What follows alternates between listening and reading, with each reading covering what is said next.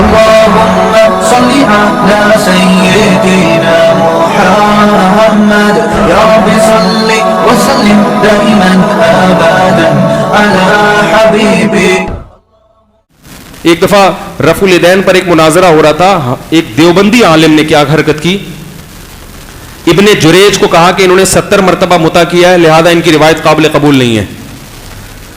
اور میں نے کہا ابن جریج بخاری مسلم کا متفق علیہ صحیح راوی ہے, اس کو کیسے ضعیف قرار دے دیا؟ انہوں نے کہا مطع تو کیا ہے نا 70 دفعہ. میں نے کہا مطع کیا ہے نہیں کیا یہ ایک الگ بحث ہے, اس کی بیس پر محدثین نے ان کی حدیث کو مسترد نہیں کیا. انہوں نے کہا یہ بات تو آپ جانتے ہو میں جانتا ہوں, پبلک تو نہیں جانتی. بات آ رہی سمجھ میں؟ تو یہ خیانت بعض اہل حدیثوں میں بھی ملے گی, بعض بریلویوں میں بھی ملے گی, بعض دیوبندیوں میں بھی, سب میں ہے یہ.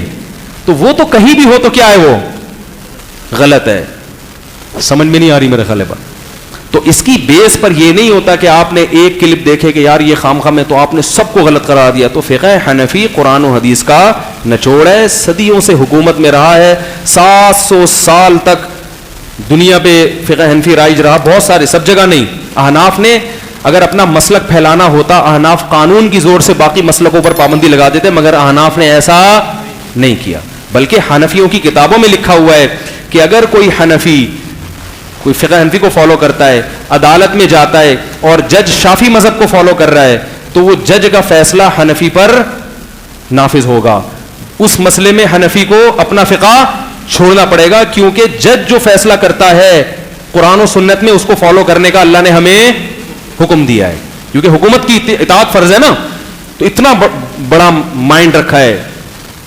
تو اب دیکھو کیسے کیسے مغلظات نکالے جا رہے ہیں. تو اگر آپ کو کسی فقہ حنفی کی کسی کتاب میں کوئی خامی نظر آتی ہے, تو اول تو بسا اوقات خامی ہوتی نہیں ہے, آپ کو اپنی کم علمی کی وجہ سے لگ رہی ہوتی ہے. اور اگر خامی ہے تو بھائی ہم اس کو فالو نہیں کرتے.